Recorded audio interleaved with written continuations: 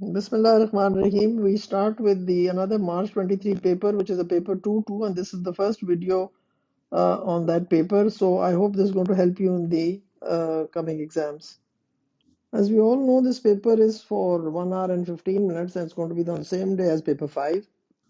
Now, coming to the first question, some of you in your comments have written that please could you guide us to doing this paper. And I always say is that number one, you should have revised as per the syllabus.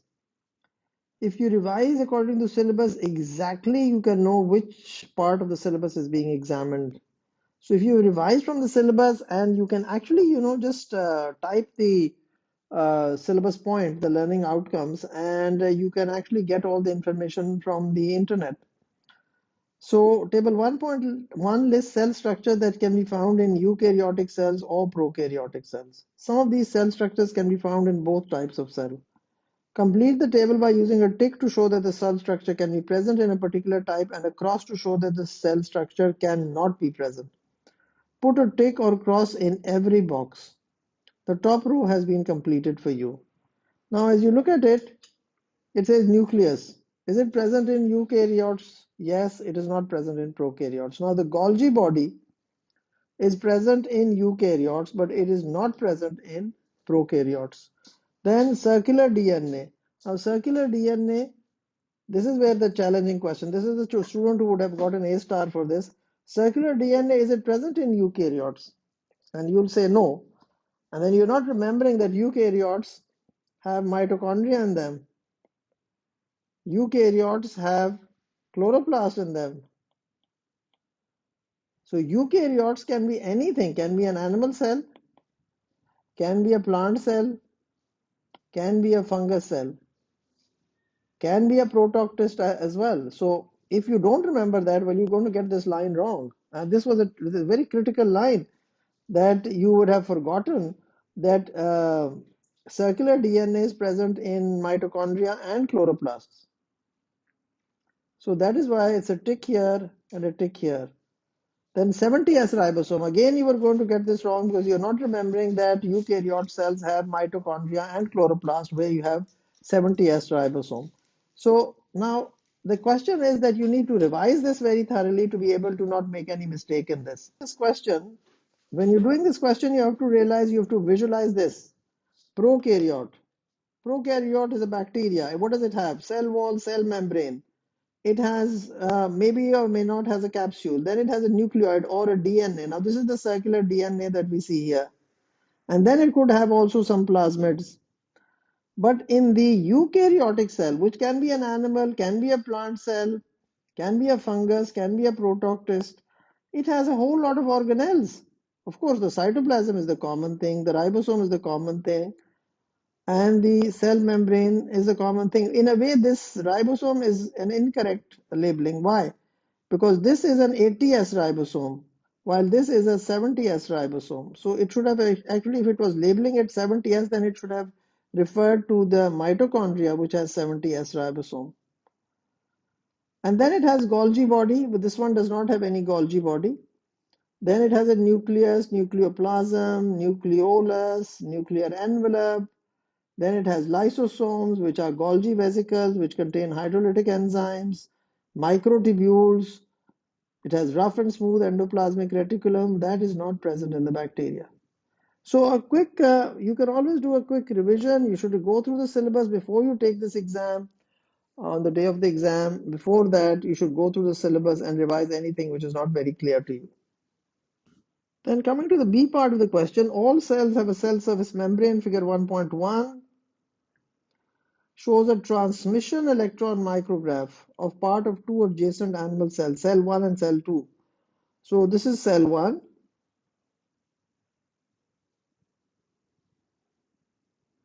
And then this is cell 2.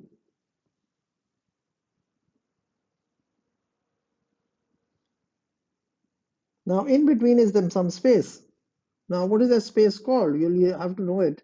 You don't have to know it. It's intercellular space. It contains the tissue fluid because these are animal cells. Now always read the question and sort of think about the question. Don't just start attempting it immediately. Just read the question And this has been magnified 300,000 times. Now it says in the space provided, draw a diagram of the region in the box labeled R. This was the labeled R, this area. Your diagram should show the 4 dark lines. I'm just going to rub this off and then you can see it here again. Show the 4 dark lines. This line, this line, this line, and this line. So actually 1, 2, 3, 4. 4 dark lines. Should show the 4 dark lines. Label the diagram to identify what is shown by the dark lines and each of the three spaces between them. So what is this line and what is this line? What is in between this, and this line and this line? What is this? So this is one space, this is the second space, and then this is the third space. So identify what is shown by the dark lines and each of the 3 spaces between them. So this between the first 2 dark lines, this space, then this space between these 2 dark lines, and then this space. So this is what you have to understand. Now you need to really concentrate and understand the question before you start answering it. This is something which students must learn. This is called exam skills. And then they've given you a space for the diagram. Now this marks, how many marks is this for? There's a huge space available. It's 3 marks.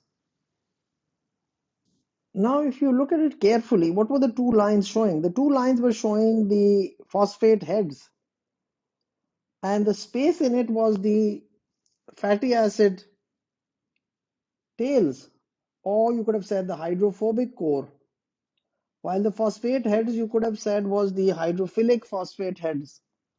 And then the space between the 2 lines, so what did we see in the diagram? We saw 2 lines, then we saw another 2 lines.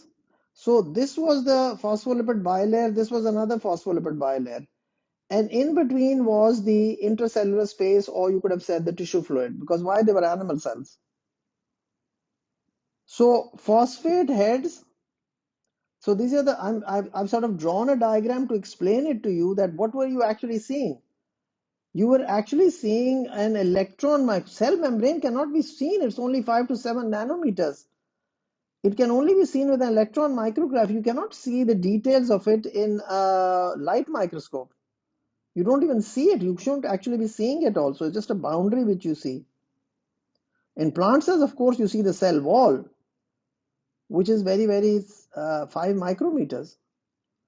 So what you need to understand is, what were the 4 lines showing? The 4 lines were showing a phospholipid bilayer here, another phospholipid bilayer here, and in between was this intercellular space, or you could have said interstitial fluid, you could have said tissue fluid, you could have even said gaps between 2 cells.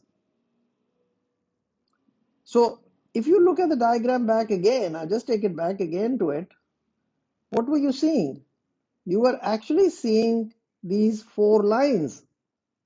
You were actually seeing these 4 lines. So this was the detail of one cell membrane. This was the detail of another cell membrane.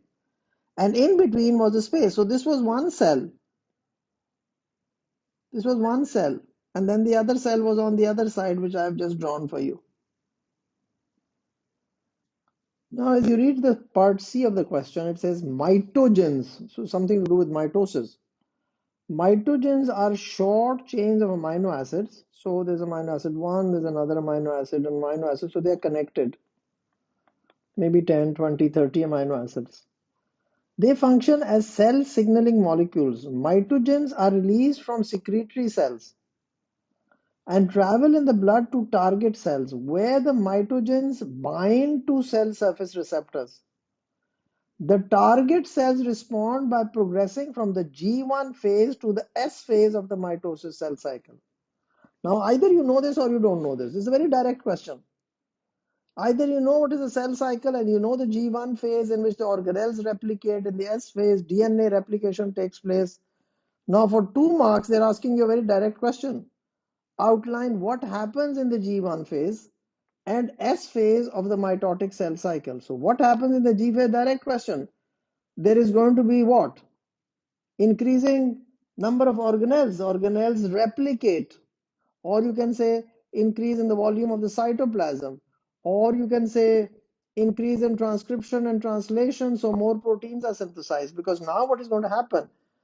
The cell is deciding or is thinking of dividing. So if it is dividing, it has 10 mitochondria, so there should be 20, because two cells need to have 10, 10 each. So if I have only 5 pencils and there are 10 students in the class, I need to have 10 pencils. I need to buy 5 more. Similarly, the cell that is dividing has 10 mitochondria, but then the cell is going to undergo mitosis. Cell is going to become 2 daughter cells. So the number of mitochondria must replicate, the number of chloroplasts must replicate, the number of ribosomes must replicate, the number of must duplicate, not replicate. I mean, it must duplicate, it must double. So the number of increasing number of organelles, you have 10 mitochondria, they become 20. They should become 20, because when the two daughter cells are formed, then each one should get 10, 10 mitochondria. So outline what happens in the G1 phase. Number of organelles increase. You could have said number of proteins increase, more transcription translation, more RNA synthesized. What happens in S phase? DNA replication, semi-conservative DNA replication. You can say the mass of DNA doubles. Each chromosome becomes 2 chromatids. Now, part 2. As a result of mutation, the production of the release and production and release of mitogens into the blood can be greatly increased. Now, what was mitogen doing? It was given here in the question. The mitogen target cells respond by progressing from G1 to S phase with the mitotic cycle. Now, if you remember the mitotic cycle, this is G1, S phase, and G2, and after that then is mitosis. So this area is mitosis. So what would happen if more and more G1 and S phase is going to take place? Then there is going to result in more mitosis. And more mitosis only happens if there is uncontrolled cell division. Cells entering more mitosis. Normally a cell undergoes mitosis, say, once in 2 weeks. Every organ has different rate of mitosis. So more cells move from G to S phase, which could result in cancer or tumor formation. So more cells will move from G1 to the S phase. That was something in the question. Suggests are always things that a student will, brilliant students and the less brilliant or the not brilliant, everybody just has to think. You see, there's some changad, there's some super changads. Everybody just has to think. I mean, I'm smiling at what I'm saying. Is that you have got to understand is that you've got to take this out of the question. You've got to take it out of the question. You've got to, there is some clue in the question for a suggest. Now, you have a problem in writing it. You should not be having, because you have 2 years at A levels, you have progressed to a very high level of biological English. So increase in the number of organelles, more protein synthesized. You could have said increase in the volume of cytoplasm. Even it was growth was accepted. Then semi-conservative DNA replication. Now here is a very nice clue for you to remember. S phase is S. S phase is semi-conservative DNA replication. S phase is semi-conservative DNA replication. And here, of course, you would have written for the part 2.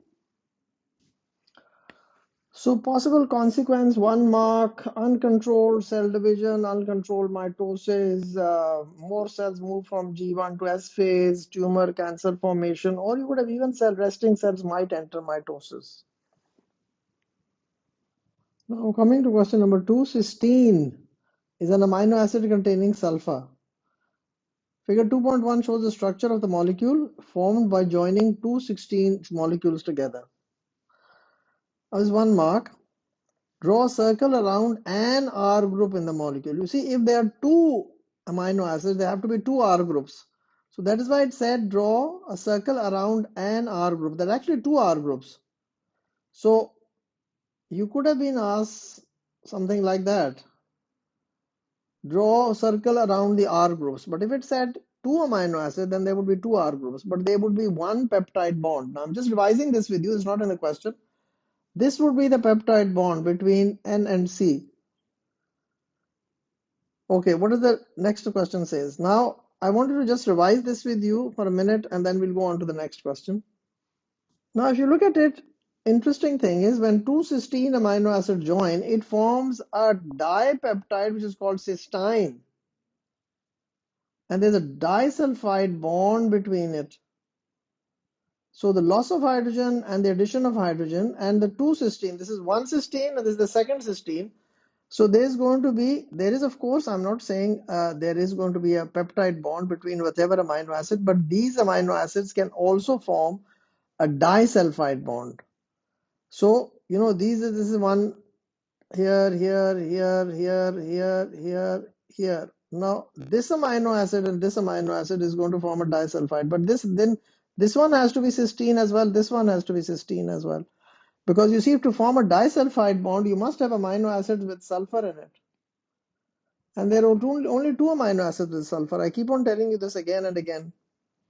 Cysteine and methionine. So when two cysteine, now look, there is just a slight spelling difference. There is an E here, there's an E here. There's no E here, cysteine. And in reading this, you would have got this wrong. But I'm not saying there's going to be a question on that. But I mean, I'm just telling you how two cysteine join together to form a cysteine, which is a dipeptide. Di means two, disaccharide. Lactose is a disaccharide. Maltose is a disaccharide. It's made up of two sugars joined by one glycosidic bond. Here we have two amino acids joined by one peptide bond. Now coming to the B part of the question. Now this is a question on gas exchange chapter, which has been greatly modified. So it says goblet cells in the human gas exchange system produce a protein called mucins. The ends of the mucin molecules contain many cysteine residues. Mucin strands are formed by joining the ends of mucin molecules together through covalent bonds between the R group. State the name of these covalent bonds. Very strong bond. Peptide disulfide. Very strong bonds. So this would be the disulfide bond.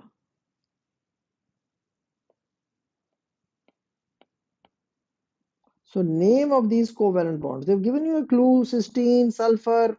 A lot of clues. I mean, would be the real chungers who won't know that. Sulfur disulfide bond.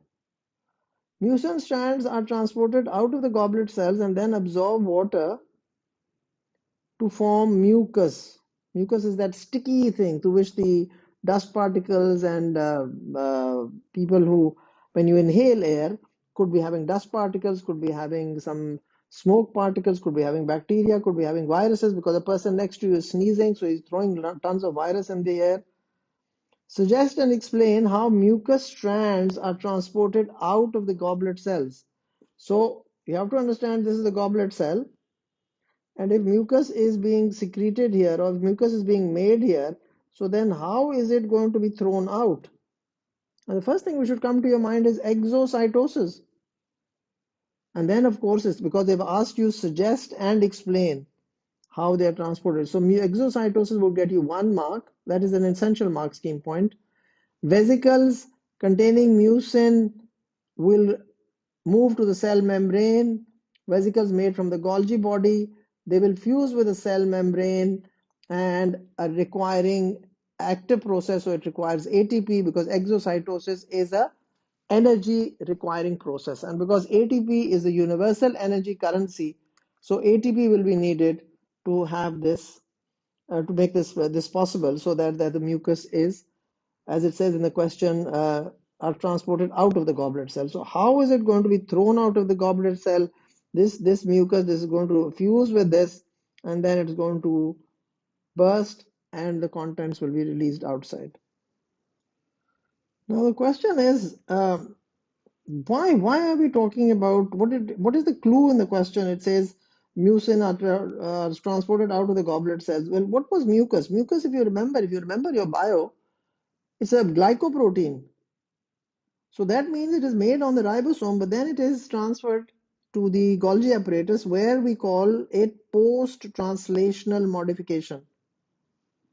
And because the Golgi is not present in the bacteria, so bacteria cannot do post-translational modification. That's a question for paper 4 in genetic engineering. Mucus is a glycoprotein. So I'm saying exocytosis, got you 1 mark. But then vesicles forming from the Golgi. Why am I saying Golgi? The reason is because it's a glycoprotein. Glyco means who adds the glycogen part? The Golgi. G for Golgi, G for glycogen. Vesicles fuse with the cell membrane. Vesicles fuse with the cell membrane. This is the cell membrane. This is the vesicle. It goes and it fuses with the cell membrane. Now, this is very typical English. Fuse with the cell membrane. You can't say vesicles go and touch the cell membrane. You can't say vesicles go and hug the cell membrane. You can't say vesicles go and attach to the cell membrane. It's very typical fuse with the cell membrane. And this is an active process because this is what we studied in the cell membrane chapter. That what are the active things? Active transport, endocytosis, exocytosis.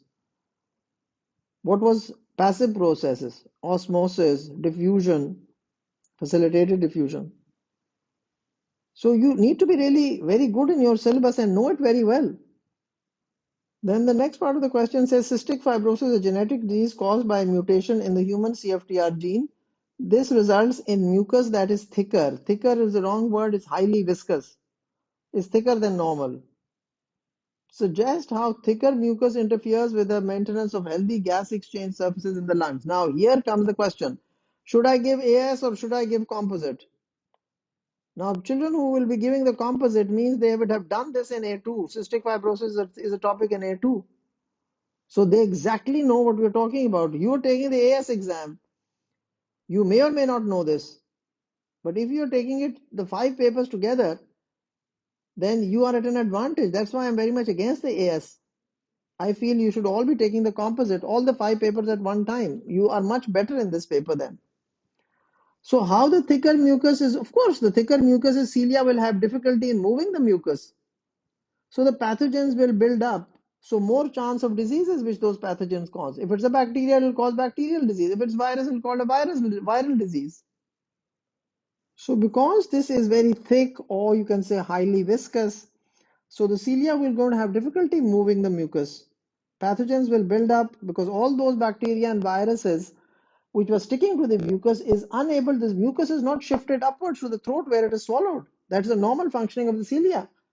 In normal people, the mucus is just a sticky surface to which all these things get attached, and then the cilia move the mucus upwards to the throat where you swallow it, goes into the stomach. Stomach, you've got acid and pepsin, which will destroy any pathogens. But if the mucus is very thick, the cilia, poor things, can't do anything. They can't move this mucus. So the pathogens will stay in the bronchioles and they will build up there, and that will result in an infection. Row 1 and row 2 of table 2.1 show the DNA base sequences of part of the normal CFTR allele and the same part of mutated CFTR allele. The base sequences shown are for the DNA strands used in the synthesis of RNA. When table 2.1 is completed, row 3 will show the base sequence of the RNA synthesized from the same part of the mutated CFTR allele. The difference between the DNA base sequence in row 1 and the DNA base sequence in row 2 of table 2.1 is caused by a single gene mutation. State the name of this type of gene mutation. Now, can you see the way I've shown you what has happened? Because it said the base sequence shown are for the DNA strand using synthesis of RNA. When table 2.1 is completed, row 3 will give the base sequence of the RNA from the same part of the mutated. Now, this is the DNA sequence of the normal, and this is the one of the mutated. Now, you see what has happened. This part has gone missing. What is that called? Deletion. What is that called? We removed this part. And the ACCA here has come here. Of course, there's another more of these. I'm not saying that. But the difference between the DNA base sequence in row 1 and row 2 is caused by a single gene mutation. Single gene mutation means something has changed. The amino acid has changed. So why has the amino acid changed? Because something has been removed. So this is called, number 1, name of deletion is deletion. Then it says row 1 and row 2 in table 2 show the DNA strand used as RNA. State the term used to describe the DNA strand that is used in the synthesis of RNA. What is that called? Template strand. Or you can say transcribed strand. You can't say transcription strand. It's in the book. If you look at the new book, this is what they've given you, transcribed strand. Or you could have said template strand, but nothing else. You can't write transcription strand. So it is the book which you need to go through once again. So you could have said transcribed strand or template strand. Complete the table 2.1 to show the missing bases in row 3. I'm sure everybody can do that. That wasn't very difficult. Now, usually it's the students who are careless in their attitude. They will have written T here. But you have to remember that this is DNA. Even if you had written T here, like A, T here, but you should have later on converted into a U. I tell you this at times, some of you get this mixed up. So you know this is RNA. RNA does not have any T in it. So it had to be a U. What you have to understand is that you have to be careful when you're doing the paper. You're just casual. RNA and DNA difference is they're trying to check whether you know this difference. Part 4, the normal CFT allele is approximately 189,000 base pairs. AT is one base pair, but it is two nucleotides. CG, this is two base pairs. It has 189,000 base pairs. So that means if I ask you how many nucleotides it is, you will say 189,000 into 2 in length. The CFTR polypeptide consists of only 1480 amino acids. Explain the reasons for this difference between the number of base pairs and the number of amino acids. You see, for each amino acid, so if we had 1480 amino acids that you multiply by 3, you should have had that many base pairs. Now 1480 into 3 would be 2443 base pairs, and double of this would have been the nucleotides. Why do we have 189,000, 1,89,000? What is the reason why we have so many of them and it doesn't even code for it? What does it mean? It means 3 bases code for one amino acids, but then we have the introns, the non-coding DNA, which is removed from the primary RNA. Because introns are non-coding and they do not code for amino acids. And then, of course, DNA triplets, mRNA coding for stop does not code for an amino acid. Then there's methionine is at the start. So there's an amino acid coded for the start codon must be removed as well. So this is how you had to answer this question. So it's a question on the new syllabus, which started in 2022.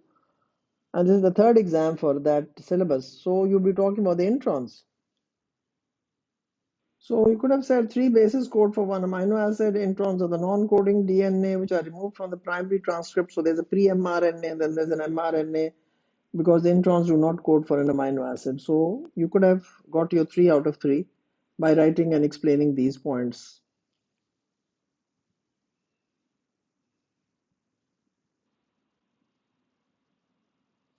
Thank you for watching. Please do subscribe and do let me know whatever your issues are, which I can, if I can address them before the upcoming exams. Thank you.